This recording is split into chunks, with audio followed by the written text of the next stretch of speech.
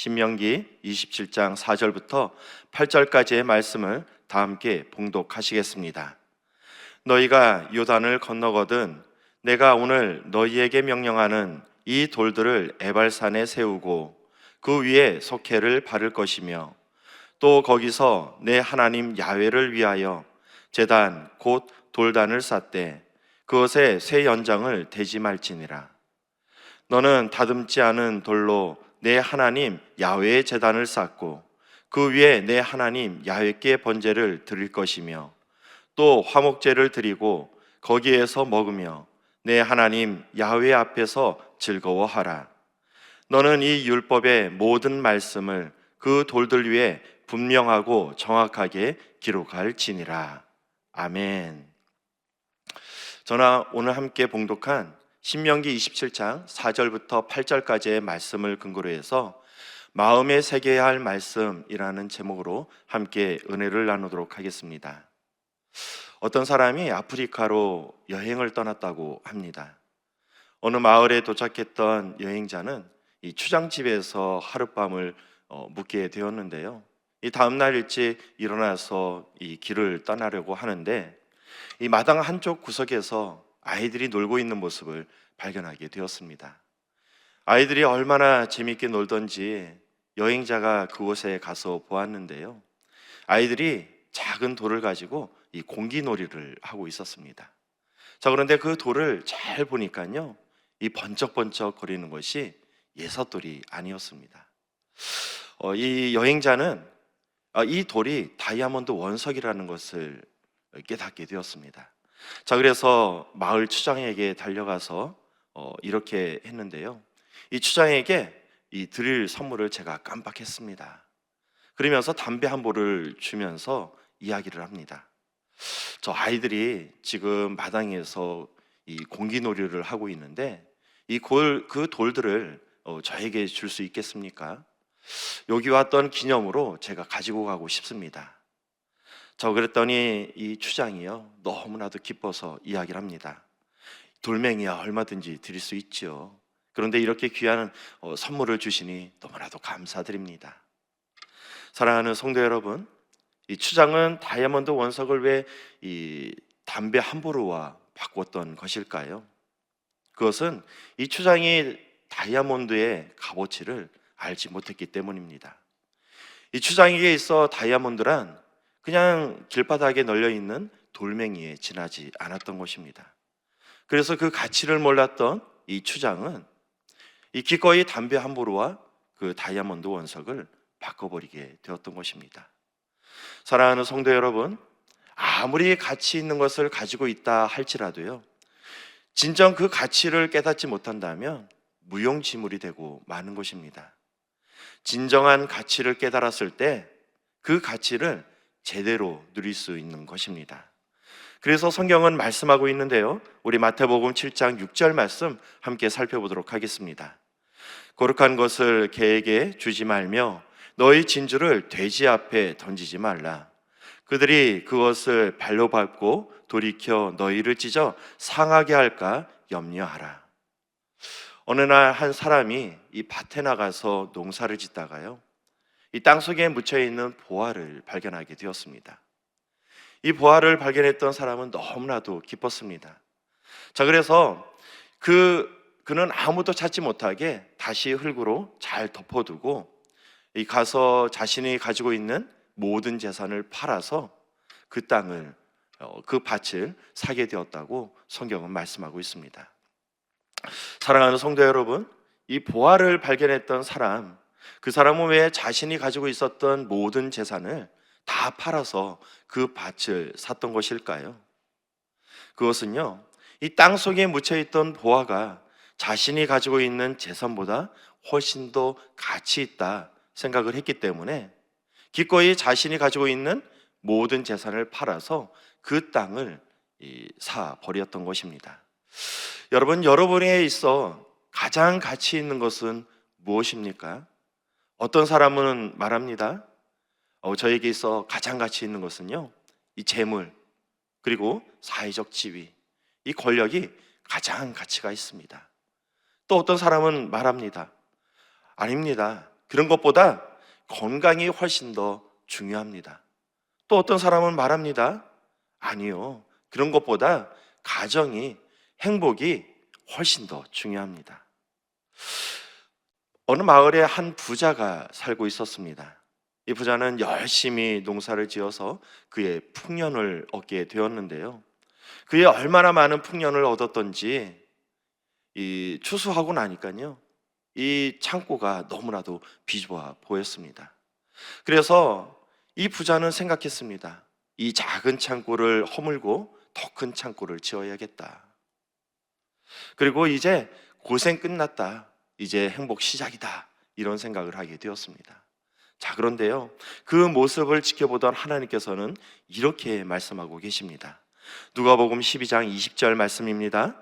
하나님은 이르시되 어리석은 자여, 오늘 밤 내 영혼을 도로 찾으리니 그러면 내 준비한 것이 누구의 것이 되겠느냐 하셨으니. 사랑하는 성도 여러분, 우리에게 가장 가치 있는 것은 무엇일까요? 그것은 바로 구원입니다. 우리는 이 세상에서 영원히 살 수 없습니다. 그러므로 우리가 구원을 받는 것이 가장 중요한 것입니다. 세상의 모든 것을 다 얻는다 할지라도 구원을 얻지 못한다면 어떻게 되는 것일까요? 그 삶은 헛되고 헛되고 헛되고 헛된 삶을 살아가게 되는 것입니다. 그러므로 우리는 무엇보다 구원의 확신을 가지며 삶을 살아가야 하는 것입니다. 하나님은 애굽에서 종으로 살고 있었던 이스라엘 백성들을 구원해 주셨습니다. 그리고 조상 아브라함에게 약속하셨던 젖과 꿀이 흐르는 가나안 땅으로 그들을 인도해 주셨습니다. 그런데요, 이스라엘 백성들은 하나님께서 주셨던 그 젖과 꿀이 흐르는 가나안 땅을 소중하게 생각하지 않았습니다. 그래서 이 광야를 걸어가면서 문제를 만날 때마다 모세를 원망하며 하나님을 원망했다, 성경은 말씀하고 있습니다. 우리 출애굽기 17장 3절 말씀 함께 살펴보도록 하겠습니다. 거기서 백성이 목이 말라 물을 찾으매 그들이 모세에게 대하여 원망하여 이르되 당신이 어찌하여 우리를 애굽에서 인도하여 내어서 우리와 우리 자녀와 우리 가축이 목말라 죽게 하느냐. 민수기 14장 2절부터 4절까지의 말씀입니다. 이스라엘 자손이 다 모세와 아론을 원망하여 온 회중이 그들에게 이르되 우리가 애굽 땅에서 죽었거나 이 광야에서 죽었으면 좋았을 것을 어찌하여 야훼가 우리를 그 땅으로 인도하여 칼에 쓰러지게 하려 하는가. 우리 처자가 사로잡히리니 애굽으로 돌아가는 것이 낫지 아니하랴. 이에 서로 말하되 우리가 한 지휘관을 세우고 애굽으로 돌아가자 하매. 이스라엘 백성은 광야를 걸어가면서 끊임없이 모세를 원망하고 하나님을 원망했다, 성경은 말씀하고 있습니다. 자, 그렇다면 우리 하나님께서는 이스라엘 백성들이 그토록 가기 싫어하는 가나안 땅으로 왜 이끌어 주셨던 것일까요? 오늘 말씀을 통해서 함께 살펴보도록 하겠습니다. 이 첫 번째 살펴볼 말씀인데요, 이 가나안 땅을 주신 하나님에 대해서 함께 살펴보도록 하겠습니다. 자, 하나님은 가나안 땅에 살고 있는 아브라함에게 찾아가서 말씀을 주셨습니다. 우리 창세기 17장 8절 말씀 함께 살펴보도록 하겠습니다. 내가 너와 내 후손에게 내가 거류하는 이 땅 곧 가나안 온 땅을 주어 영원한 기업이 되게 하고 나는 그들의 하나님이 되리라. 아멘. 아브라함은요, 하나님께 가나안 땅을 달라고 기도하지 않았습니다. 또 가나안 온 땅을 얻기 위해서 그 어떠한 값도 치른 것이 아니었습니다. 그럼에도 불구하고 우리 하나님께서는 아브라함에게 찾아가서 말씀을 주십니다. 내가 너에게 이 가나안 온 땅을 너에게 주겠다. 그리고 너와 내 자손에게 영원한 기업이 되게 하겠다. 자, 하나님은 뜬금없이 왜 아브라함에게 찾아가서 이 가나안 온 땅을 주겠다 말씀을 주시는 것일까요? 하나님이 아브라함에게 주리라 이 가나안 땅은요, 단지 눈에 보이는 이 그러한 땅을 말하는 것이 아닙니다. 왜냐하면 이 사건은 아담과 하와가 에덴 동산에서 쫓겨났던 그 사건과 신학적으로 연결되어 있기 때문입니다. 아담과 하와는 에덴 동산에서 하나님과 동행하며 아주 풍요로운 삶을 살아갔습니다. 하지만 하나님께서 먹지 말라 말씀하셨던 이 선악을 알게 하는 나무의 열매를 따먹고 이 타락해서 세상에 죄가 들어오게 되었습니다. 이로 인해 땅은 저주를 받게 되었고요. 아담과 하와는 결국 에덴 동산에서 쫓겨나게 되었습니다. 자, 이렇게 추방되었던 인간은 더 이상 풍요로운 삶을 보장받을 수 없었습니다.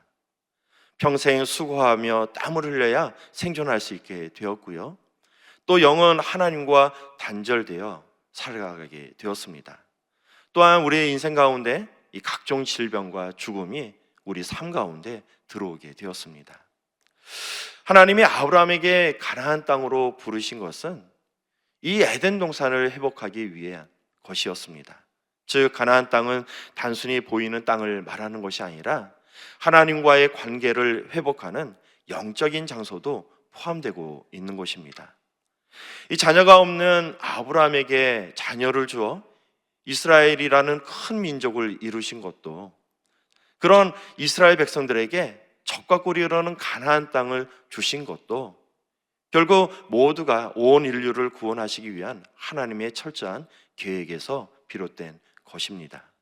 창세기 12장 1절부터 3절까지 말씀 함께 살펴보도록 하겠습니다. 여호와께서 아브라함에게 이르시되 너는 너의 고향과 친척과 아버지의 집을 떠나 내가 내게 보여줄 땅으로 가라. 내가 너로 큰 민족을 이루고 내게 복을 주어 내 이름을 창대하게 하리니 너는 복이 될지라. 너를 축복하는 자에게는 내가 복을 내리고 너를 저주하는 자에게는 내가 저주하리니 땅의 모든 족속이 너로 말미암아 복을 얻을 것이라 하신지라. 땅의 모든 족속이 너로 말미암아 복을 얻을 것이라. 하지만 이스라엘 백성은 그러한 하나님의 계획을 알지 못했습니다. 그래서 이 광야를 지나가면서 문제를 만날 때마다 왜 애굽에서 잘 살고 있는 우리를 건져내요 이 광야의 가운데서 죽게 하느냐, 모세를 원망하고 하나님을 원망했던 것입니다. 사랑하는 성도 여러분, 하나님은 세상을 창조하시고 지금까지도 쉬지 않고 일을 하고 계십니다. 하나님은 도대체 무슨 일을 하고 계시는 것일까요? 그것은 바로 하나님의 거룩한 나라를 세워가고 있는 것입니다. 하나님은 그것을 이루시기 위해 육신의 몸으로 이 땅에 오셨습니다. 그리고 물과 피를 다 쏟으시며 십자가에서 죽음을 맞으셨습니다. 왜냐하면 당신의 거룩한 백성들을 구원해 주시기 위해서 십자가에서의 죽음을 선택하신 것입니다. 그러므로 우리는 하나님의 그 대속의 은혜를 마음에 새기며 삶을 살아가야 합니다. 그래서 하나님의 거룩한 나라를 세워가야 하는 것입니다. 자, 이같이 귀하게 쓰임받는 저와 여러분 되시기를 주님의 이름으로 축원드리겠습니다. 자, 두 번째 살펴볼 말씀인데요, 이 광야로 이끄시는 하나님에 대해서 함께 살펴보도록 하겠습니다. 자, 이스라엘 백성이 애굽에서 430년을 살았습니다. 그때 요셉을 알지 못하는 한 왕이 세워지게 되었는데요, 이스라엘 백성은 그때 애굽인의 종이 되어서 아주 험난한 인생을 살아가게 됩니다. 이른 아침부터 늦은 저녁까지 열심히 노동을 합니다. 그럼에도 불구하고 그들의 삶은 조금도 변하지 않았다는 것입니다. 삶이 너무나도 고달퍼서 이스라엘 백성들 하나님께 기도합니다. 하나님, 너무 힘이 듭니다. 우리를 구원하여 주시옵소서. 이 기도 소리를 우리 하나님께서 들으셨습니다. 자, 그래서 우리 하나님께서는 모세라는 한 사람을 세워서 이제 이스라엘 백성들을 출애굽시킬 계획을 세우시는데요, 우리 출애굽기 3장 9절부터 10절까지의 말씀 함께 살펴보도록 하겠습니다. 이제 가라, 이스라엘 자손의 부르짖음이 내게 달하고 애굽 사람이 그들을 괴롭히는 학대도 내가 보았으니 이제 내가 너를 바로에게 보내어 너에게 내 백성 이스라엘 자손을 애굽에서 인도하여 내게 하리라. 애굽에 무려 10가지 재앙이 임했습니다. 우리 하나님, 이스라엘 백성들을 단번에 구출할 수 있는 능력이 없으셔서 바로와 씨름하면서 애굽에 10가지 재앙을 내리셨던 것일까요? 그렇지 않습니다. 하나님은요, 그때그때마다 바로의 마음을 완악하게 하셔서 애굽에 10가지 재앙을 내리셨는데요. 하나님께서 애굽에 10가지 재앙을 내리셨다라면 그에 합당한 이유가 있을 것 같습니다. 그것은 바로 애굽의 그 어떠한 신들보다 우리 하나님께서 더 위대하신 분이라는 것을 보여주기 위해서 애굽의 10가지 재앙을 내리셨던 것입니다. 자, 이렇게 10가지 재앙을 체험하고 홍해 바다가 갈라지는 체험을 했던 이스라엘 백성들, 이 이스라엘 백성들 이런 생각하지 않았을까요? 와, 우리 하나님 진짜 대단하시구나. 우리 조상 아브라함에게 젖과 꿀이 흐르는 가나안 땅을 주시리라 말씀을 주셨는데, 이제 우리 하나님께서 우리에게 젖과 꿀이 흐르는 가나안 땅을 주시려나 보다. 이제 고생이 끝나고 이제 행복 시작이다, 이런 생각하지 않았을까요? 자, 그런데 그들이 홍해 바다를 딱 건너고 맞이했던 것은요, 그들이 기대했던 것처럼 젖과 꿀이 흐르는 가나안 땅이 아니었습니다. 이 풀 한 포기 찾아볼 수 없는 척박한 광야였다라는 것입니다. 한낮의 온도가 무려 40도를 넘나듭니다. 이 뜨거운 태양빛을 피할 그늘조차 없습니다. 그 길을 무려 사흘 길이나 걸어갔다고 성경은 말씀하고 있습니다. 여러분, 뭐가 좀 이상하지 않습니까?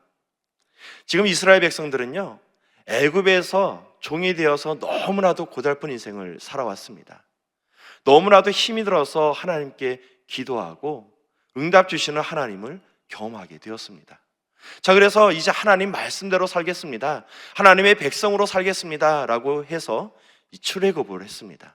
자, 그런데 홍해의 바다를 딱 건너고 나서 그들 앞에 놓였던 것은 젖과 꿀이 흐르는 가나안 땅이 아니라 척박한 광야였다라는 것입니다.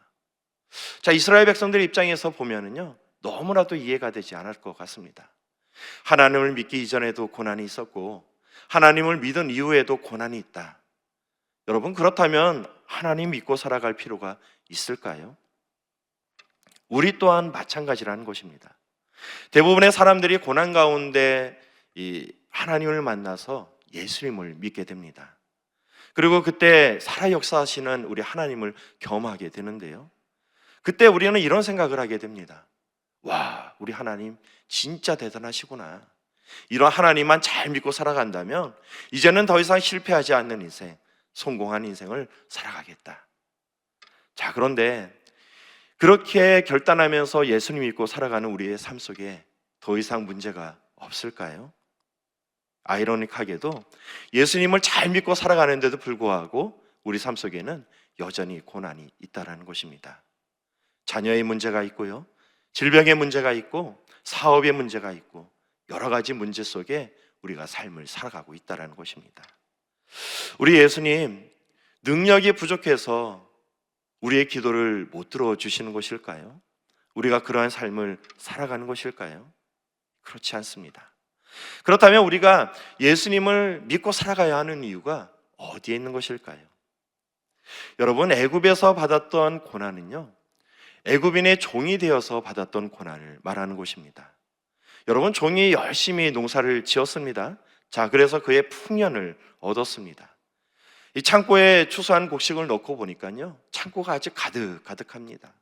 종이 생각합니다. 와, 이제 고생 끝났다. 이제는 평화로운 삶을 살아가야겠다. 자, 그런데 그거 누구의 것일까요? 종이 열심히 농사를 지었으니까 종이 그것을 가질 수 있는 것일까요? 그렇지 않다라는 것입니다.